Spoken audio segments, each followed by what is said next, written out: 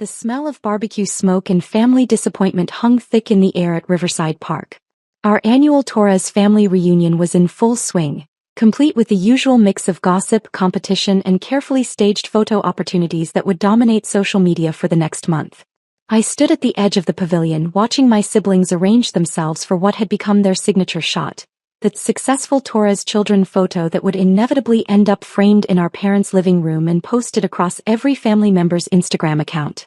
"Maya, step back a little," my sister Isabella commanded, adjusting her designer blazer for the camera. At 32 she was the eldest and never let anyone forget it. Her real estate firm had made her wealthy enough to afford the kind of clothes that screamed success from across a parking lot. My brother Carlos stood beside her, checking his Rolex, a gift he'd bought himself to celebrate making partner at his law firm. At 30 he'd achieved everything our parents had dreamed of when they immigrated here 40 years ago. Prestigious job, expensive car, house in the best neighborhood. "Actually," Isabella said, looking at me with that familiar expression of benevolent condescension, "step aside completely, Maya. This photo is for achievers only." The words hit exactly as she'd intended them to. I'm Maya Torres, 26 years old, and in my family's eyes, the one who threw away her potential. While Isabella conquered commercial real estate and Carlos climbed the legal ladder, I'd chosen a different path. One that led me away from traditional success markers and into what they considered a dead-end career in technology consulting. "Come on, said my cousin Roberto, holding up his phone to take the photo. "Maya works hard too." Isabella's laugh was perfectly calibrated to wound. "Working hard at what? She won't even tell us what her company actually does. Some kind of computer thing. Very mysterious." She exchanged a knowing look with Carlos. "We keep hoping she'll grow out of this phase and get a real job." Carlos nodded sagely. "Dad's friend at the bank said they're always looking for bilingual staff. Great benefits, steady work. Much more stable than whatever Maya's doing with her algorithms." I could have corrected him, told him that my computer thing was actually artificial intelligence development, that my company had just revolutionized data processing for Fortune 500 companies, that the contracts I'd been working on would transform entire industries. But I'd learned years ago that explaining my work to my family was like describing color to people who'd chosen to see only in black and white. "It's fine," I said quietly, stepping away from the group. "Take your photo." As they arranged themselves, Isabella in the center, naturally Carlos to her right, leaving space for successful siblings only, I checked my phone. Several missed calls from my assistant, 3 texts from my publicist, and 2 voicemails I hadn't had time to return. The camera clicked as Roberto captured their perfect moment.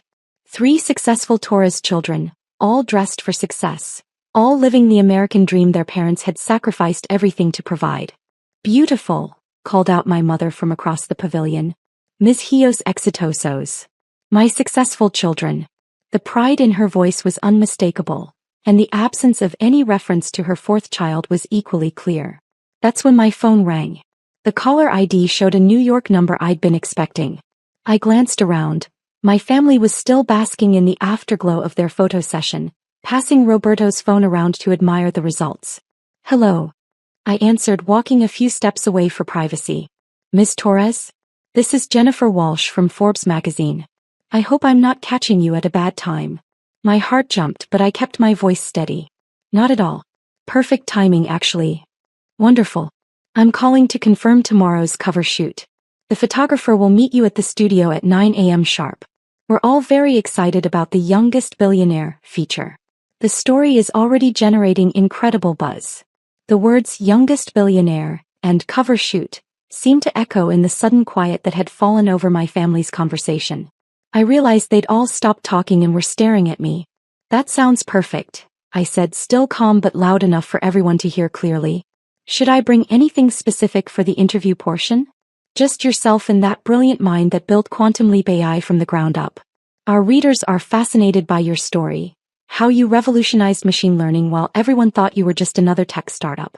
The fact that you've been operating under the radar while building a billion-dollar empire is exactly the kind of story Forbes loves to tell." Isabella's designer water bottle slipped from her hand and clattered to the picnic table. Carlos had gone completely still, his phone frozen halfway to his ear. Roberto was still holding his camera, but his mouth had fallen open. "Miss Torres," Jennifer continued. "Are you still there?" "Yes, sorry. I'm at a family gathering. Tomorrow at 9 works perfectly. Excellent. Oh, and the photographer specifically requested to capture some shots with your original prototype if you still have it. The one you built in your garage that started everything. Our readers love those origin story details. Of course. I'll bring the original quantum processor prototype. The one that proved classical computers could interface with quantum systems. By now the entire family reunion had gone silent. Conversations at nearby tables had stopped. Children had paused mid-run to stare at the woman on the phone who was apparently not who they thought she was. Perfect. We'll see you tomorrow, Ms. Torres.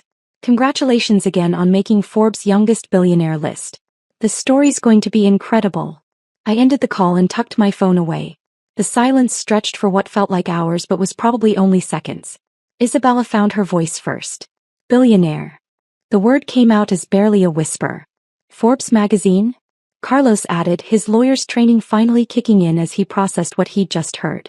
I smiled, the same calm smile I'd been perfecting for years while they dismissed my achievements. They're doing a feature story.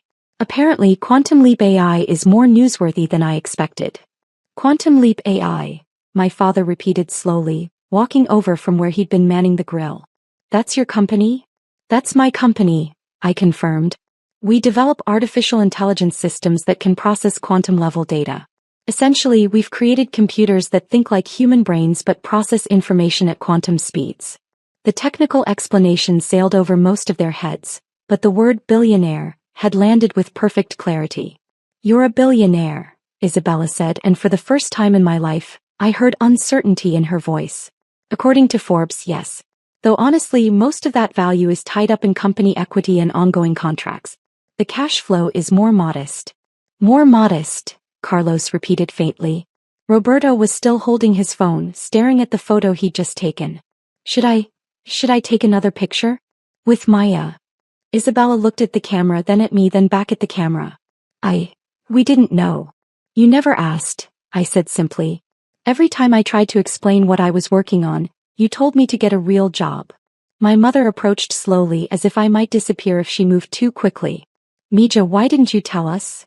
I thought about all the Sunday dinners where I'd tried to share my excitement about breakthrough developments, only to have the conversation immediately shift to Isabella's latest property sale or Carlos's courtroom victories.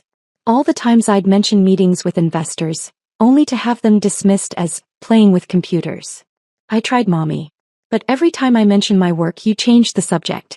You wanted to hear about Isabella's real estate deals and Carlos's cases. My algorithms weren't interesting enough for family dinner conversation. Dad set down his grilling tongs and joined the circle that had formed around me. Algorithms that made you a billionaire. Algorithms that solved problems people said were impossible to solve, I corrected. The money is just a side effect. Isabella was scrolling frantically through her phone. Quantum Leap AI. Maya, there are articles about your company. TechCrunch, Wall Street Journal, MIT Technology Review. They're calling you the most important innovator in artificial intelligence. When did this happen?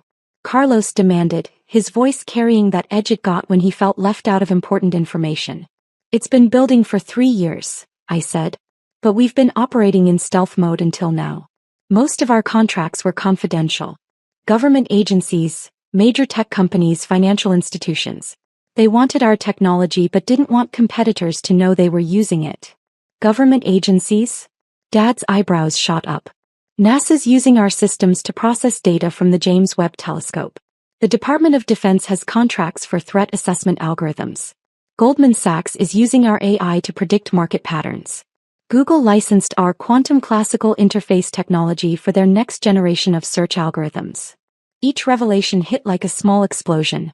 My family stood there processing the fact that their unsuccessful daughter had been quietly building technology that was reshaping multiple industries. The garage, my mother said suddenly. You were always in the garage working on something. We thought you were just tinkering. I was building the first quantum classical interface processor, I said. It took me 2 years to get it working properly. Another year to prove it could scale. Then I started the company. Isabella was still staring at her phone. There's a photo of you here. At the White House. With the President. Advisory Committee on Artificial Intelligence and National Security, I explained. We briefed them on quantum computing applications last month. You met the President, Carlos said slowly. I briefed the president. There's a difference. Roberto finally lowered his camera. Maya, I'm so sorry. We all are. We had no idea. Of course you didn't, I said, but without bitterness. You never asked what I was actually working on. You just assumed it wasn't important because it wasn't what you understood. My phone buzzed with another call. This time it was my assistant. Excuse me, I said, stepping away again. Hi, Sandra. Maya, thank God. The MIT Technology Review wants to do a follow-up piece to the Forbes story. And Bloomberg is asking for an interview about the economic implications of quantum AI. Also, your mother just called the office asking if you're really going to be on the cover of Forbes. I glanced over at my family who were all watching me with new eyes. She called the office? Asked to speak to Maya's boss to confirm she's really successful. I explained that you are the boss. I think she's still processing. I'll handle it. What else? 3 more government agencies want briefings. Stanford is offering you a research chair. And Tesla wants to discuss integrating our AI into their autonomous driving systems. Set up preliminary meetings for next week. And Sandra?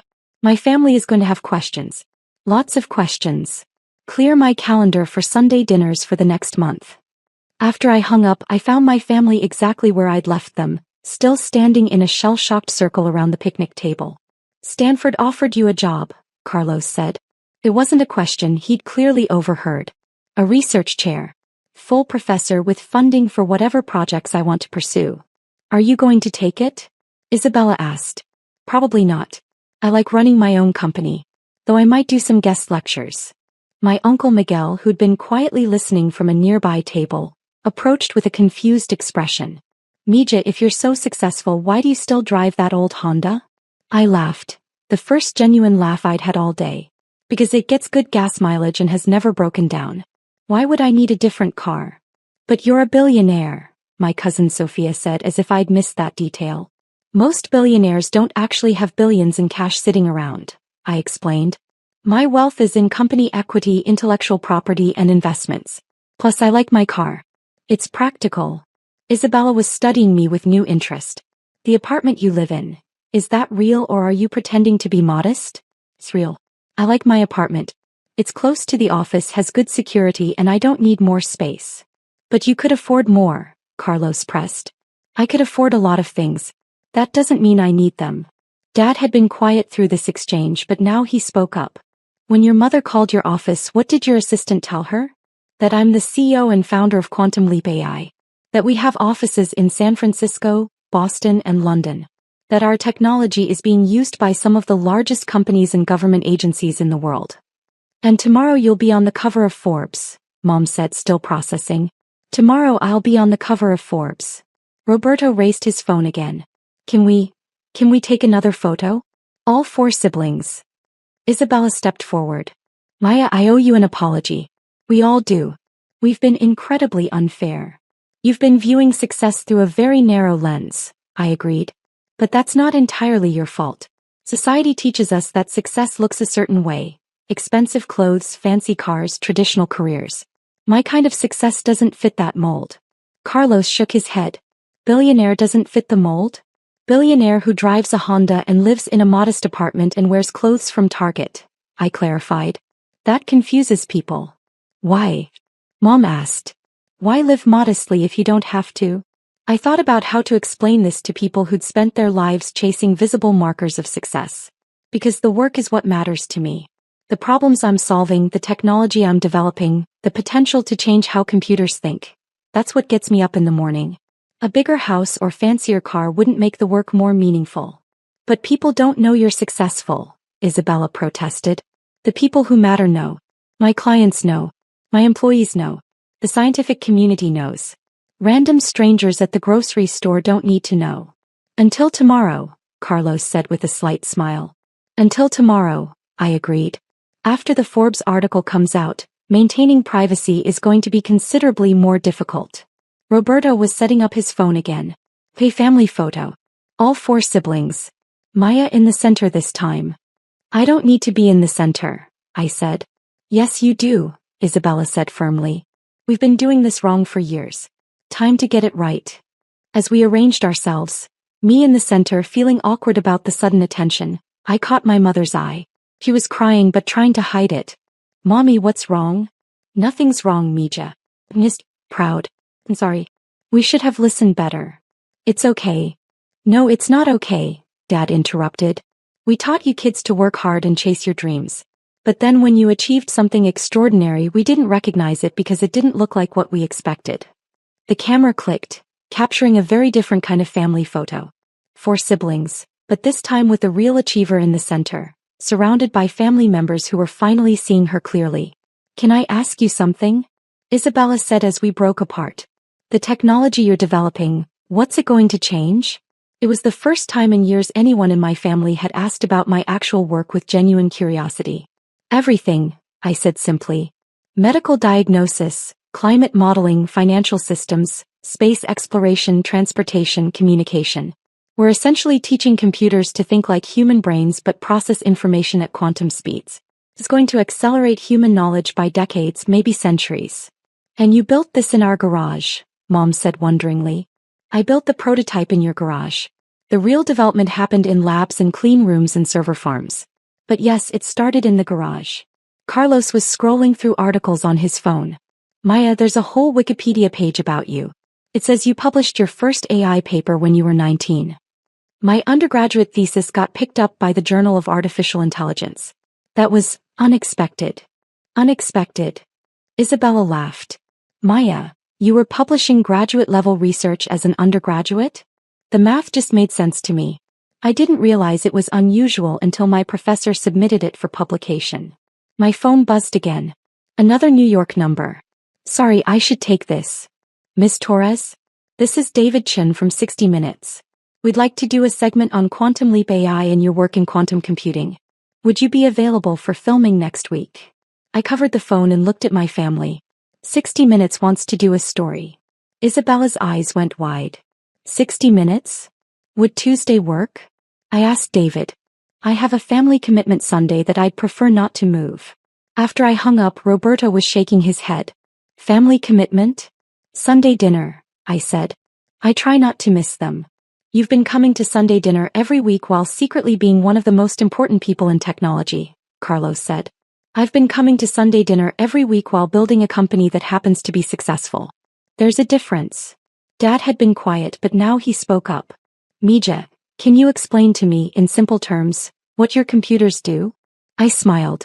This was the conversation I'd been hoping to have for years. Imagine your brain, Poppy. It can process millions of pieces of information simultaneously, make connections between seemingly unrelated ideas, and come up with creative solutions to problems. But it does it slowly compared to a computer. He nodded. Now imagine a computer that can process information as fast as current computers, billions of calculations per second, but also make the kind of creative connections and intuitive leaps that human brains make. That's what we've built. And this helps with what? Everything. Medical researchers can analyze millions of genetic combinations to find cures for diseases. Climate scientists can model incredibly complex weather patterns to predict hurricanes months in advance. Financial analysts can spot market patterns that would take humans years to identify. Isabella was following along intently. So your AI isn't just faster, it's smarter? It's not smarter than humans, but it can process vastly more information than any human brain could handle, and it can spot patterns and make connections that would be impossible for us to see. And that's worth billions of dollars? Carlos asked. Apparently, I said. Though honestly, the money is almost irrelevant compared to the potential impact. We're working on applications that could help solve climate change, cure genetic diseases, prevent financial crises, even help with space exploration. My mother was studying me with new eyes. You really could change the world. We really could change the world, I corrected. This isn't a one-person operation. I have an incredible team of scientists, engineers, and researchers. Some of the smartest people on the planet. But you're the boss, Roberto said. I'm the founder info. But the best leaders surround themselves with people who are smarter than they are in specific areas. My phone was buzzing constantly now.